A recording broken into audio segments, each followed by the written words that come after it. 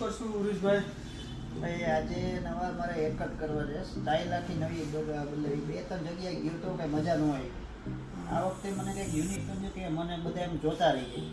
Okay, કંઈક કામ different કરીએ, ડિફરન્ટ કંઈક નવો લુક કરી દઈએ મને નવો. સ્ટાર્ટ કરીએ ઉરેશભાઈ? ઓકે, ડન, કરો ચાલુ. I'm the kind of G the little homies wanna be like, on my knees in the night, saying prayers in the street light. Been spending most of the night living in the gangster's paradise. Been spending.